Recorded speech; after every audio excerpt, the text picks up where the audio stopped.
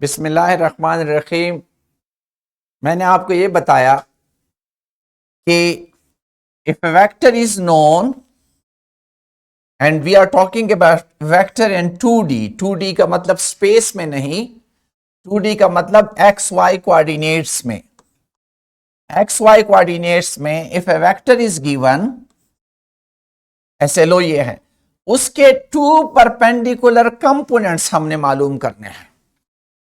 What we did last time, you people know that what we did, our point was that if a vector ax is known, a vector ay is known, we can find a, Rayan, with the help of this formula. कोई issue है इसमें? No, sir. And the direction of this vector with the help of this formula. This is what we discussed already. Now we are saying that in some cases such a vector which is starting from origin is called position vector. It is the same thing. Position vector, and the position vector can be represented in terms of component x and y, and surely in 2D this r will be equal to xi plus yj. And if I am interested in the magnitude of r, you all know the magnitude of r will be equal to x square plus y square under the root, and the direction of r will be tangent theta is equal to y by x, or theta will be equal to tangent inverse x. ये y by x ये हमने already पढ़ा है. Now I am going other way around, क्योंकि जो SLO है वो क्या कहता है? SLO कहता है if a vector is given in 2D, like this is the vector given in 2D, I am interested, this is known to me now, this is known to me, a vector magnitude is known, the magnitude of a vector is known, and the direction of the vector is also known. In such a situation, if someone asks me to find the x component and the y component, what is their characteristic? Their characteristic is that they are at 90 degree with each other. They are perpendicular to each other. Such component which are perpendicular to each other, they are known as rectangular components. Why they are called rectangular components? They are called rectangular components because if this is your vector and this is your ax and this is your ay, you see it is actually making rectangle on this side again and on this side again. This is ax and this is ay. Such a situation make a rectangle. That's why such components are called rectangular components. If a vector is known, its direction is known, means magnitude and direction both, how we will find ax and ay? Think of a triangle. I am giving you a triangle. Just see. This is a vector A, and this is my xy axis. This is xy axis and it is making an angle theta. This is my vector OC. If I draw perpendicular from here, this component y we will call ax because it is along x-axis, and this component will be ay. Now look at this triangle. Which side is the hypotenuse? Jaldi bataएं Sadia. Which side is hypotenuse? Rayan, which side is hypotenuse in this triangle? Sir, OC. OC. This is the hypotenuse because it is opposite to this 90 angle. What is, Sadia bole, what is perpendicular in this case? What is perpendicular? Mic on क्यों नहीं हो रहा? Aima. Sir, CA. CA या AC या AY, this is perpendicular. and the third one is automatically base. Now look at the situation. This is known, and I am interested to find this. इस चीज को देके यहां में से कौन सा रिलेशनशिप इस्तेमाल कर लूं, तो मुझे ax मालूम हो जाएगा in terms of a and in terms of theta. कौन सा रिलेशन इस्तेमाल करूं? Sir, cos theta. Cos theta is equal to base divided by hypotenuse. So it will be ax over a. आप मैथमेटिक्स को जानते हैं, देखिए थीटा नोन तो cos theta known, a is known, तो यहां से मेरे पास ax किसके बराबर आ जाएगा? ax will be a cos theta. इसमें a की वैल्यू पुट करो, थीटा की पुट करो तो ax निकल आएगी. Similarly, if I am interested to find this component now, ay component, I will be using sin theta.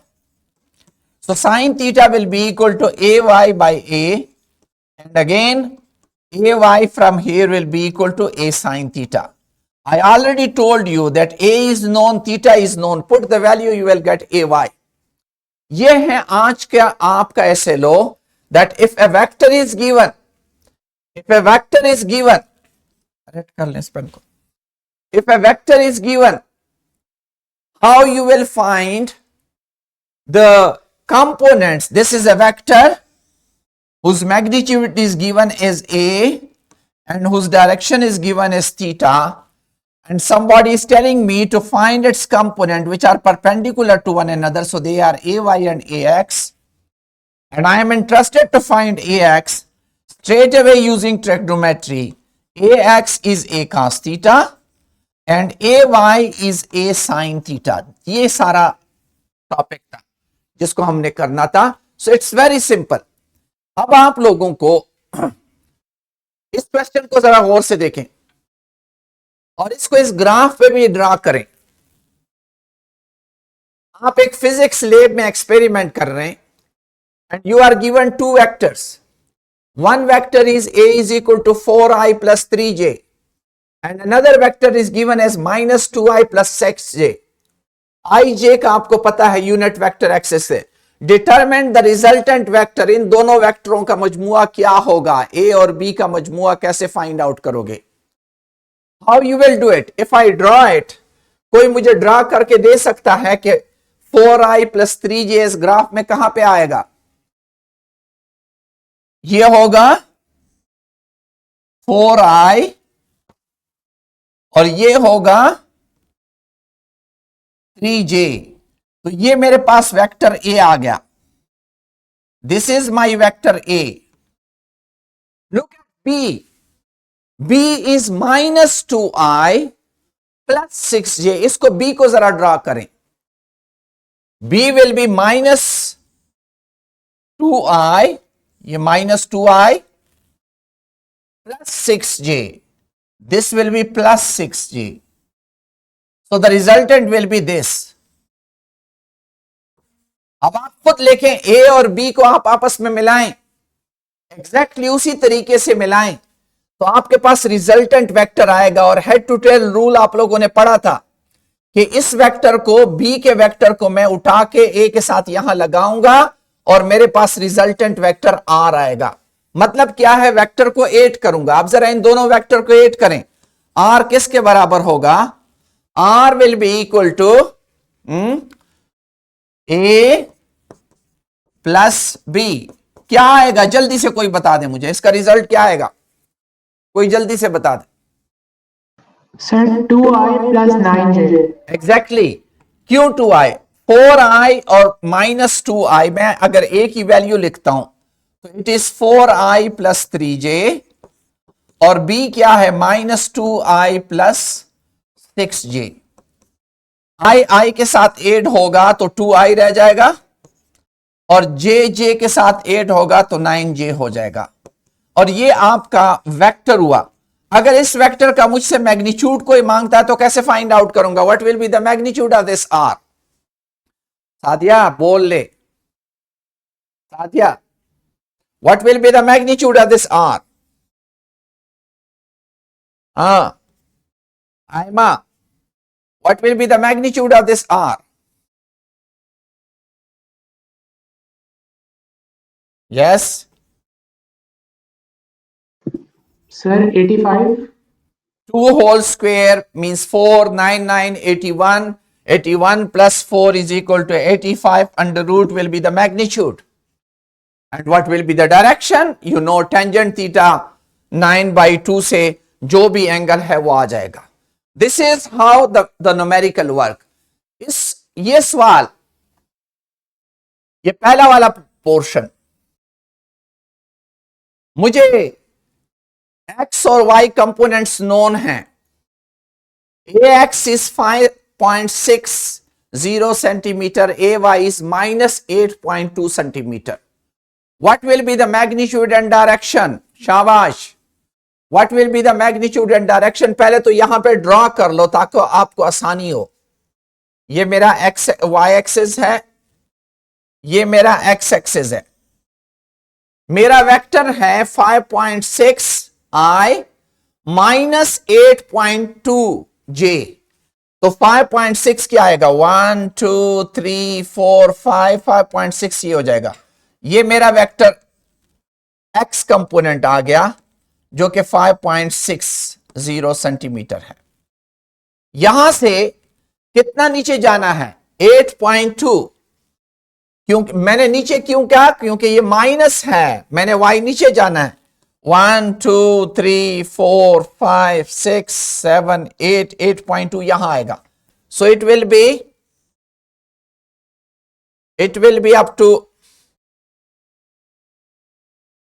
B up to this point. ठीक है. अब मुझे बताएं, resultant will be from here to hair.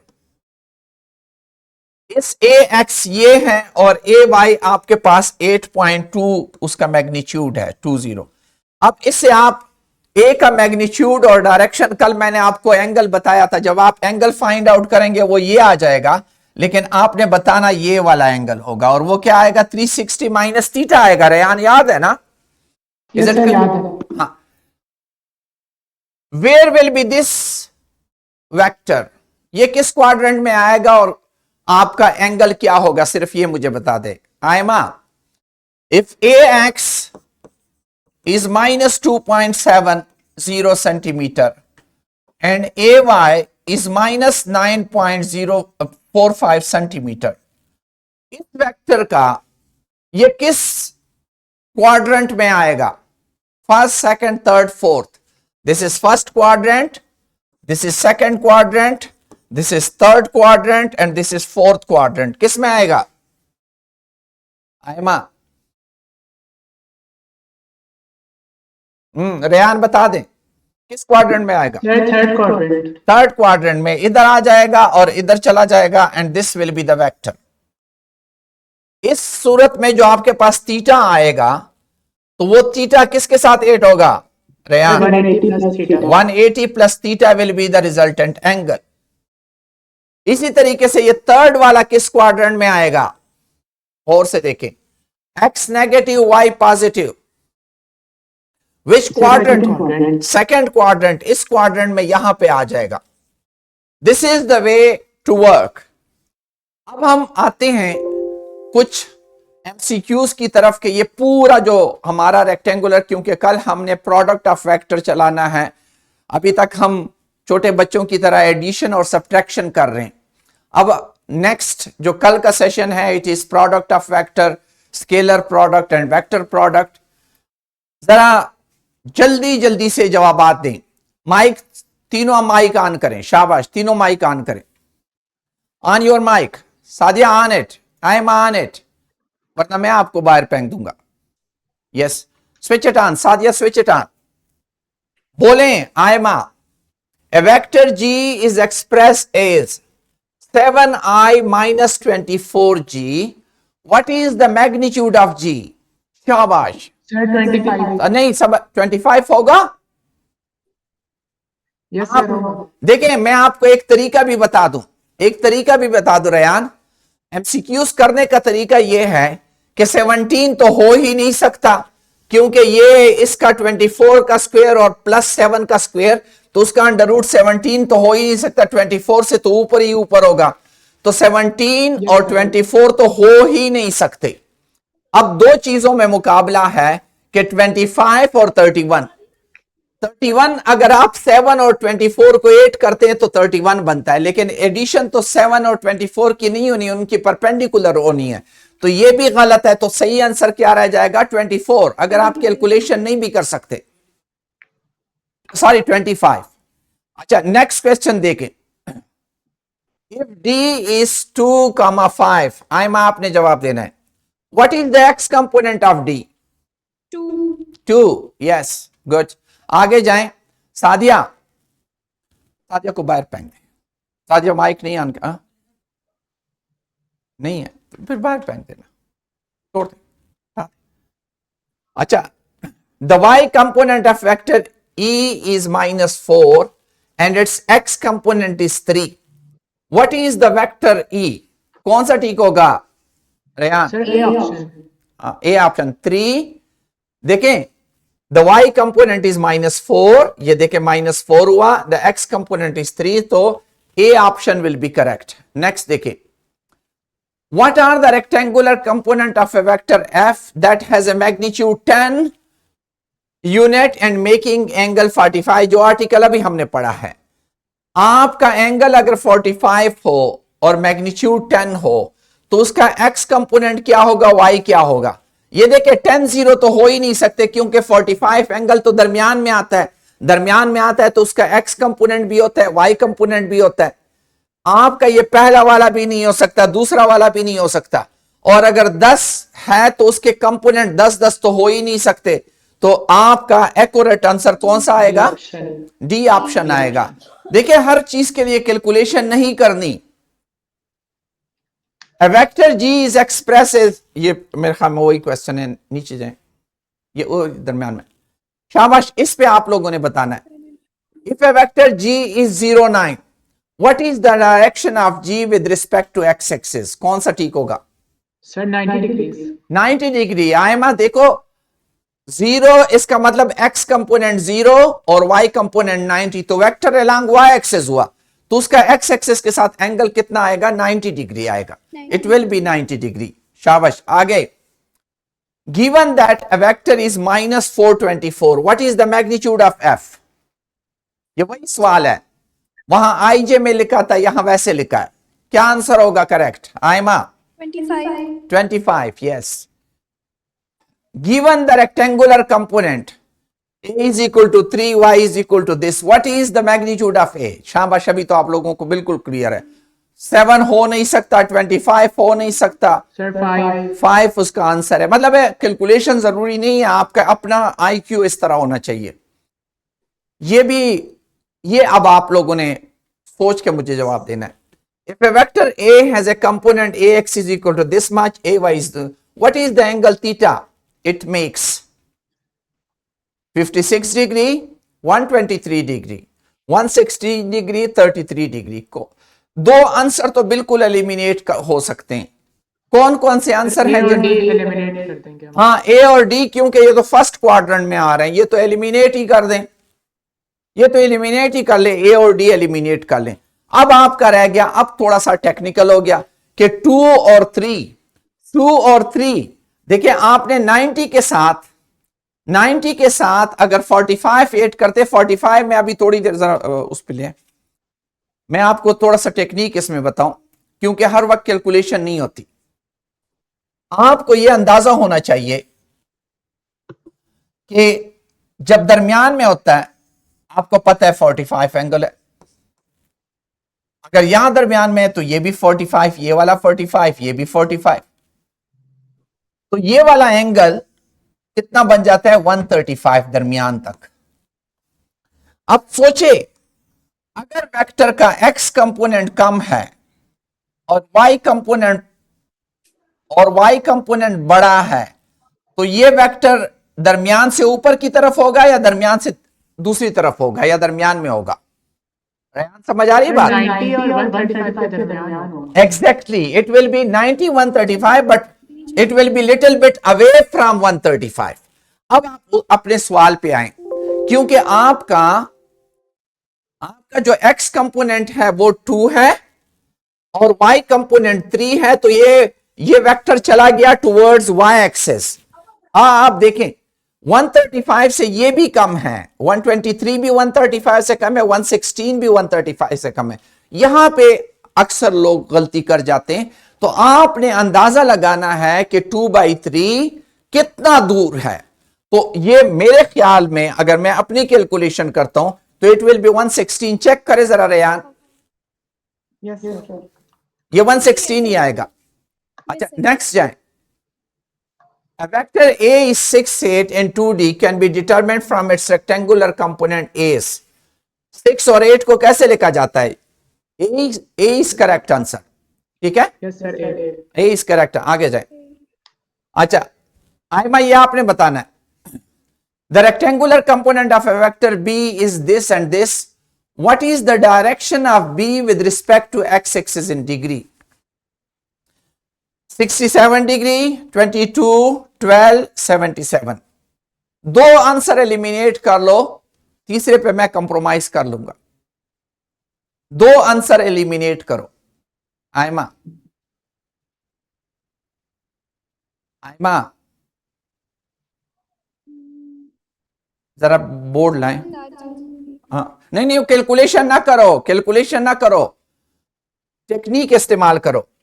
मुझे बताओ, अगर एक साइड 5 है और दूसरा साइड 12 है, तो दिमाग तुम्हारा क्लियर होना चाहिए कि ये एंगल 45 से ऊपर ही ऊपर है। अगर ये 5 होता और ये दूसरा भी 5 होता तो फिर तो 45। अगर ये 5 होता और ये 3 होता तो ये 45 से कम होता। ये आपको अंदाजा होना चाहिए। अब आप मुझे अंदाजा लगाएं कौन कौन से दो आंसर आप एलिमिनेट कर सकते हैं। हाँ,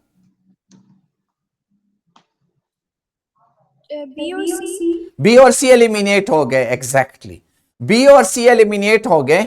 अब 67 और 77 में आप फंसे हुए होंगे। तो मेरे ख्याल में 77, क्योंकि फर्क बहुत ज्यादा है, फर्क बहुत ज्यादा है। 5 और 12 में फर्क बहुत ज्यादा है, तो ये एंगल बहुत ज्यादा 90 की तरफ गया होगा। मेरा ख्याल है 77 होगा। कैलकुलेशन कर लें, नेक्स्ट करें। अच्छा, अब ये बताएं, if a vector C has a component Cx this, what is the magnitude of C?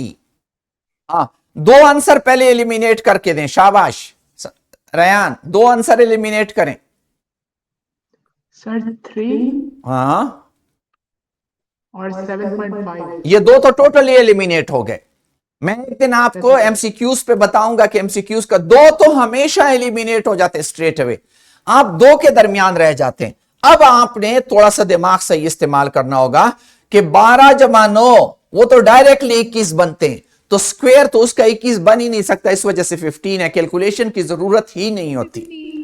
हाँ, 15 will be the answer. Calculation ना करें आयमा, दिमाग इस्तेमाल करें। दो एलिमिनेट हो गए, तीसरा आंसर 12 जमा 9 है। 12 जमा 9 21, वो स्क्वायर का नहीं है, तो इस वजह से 15 इज द आंसर।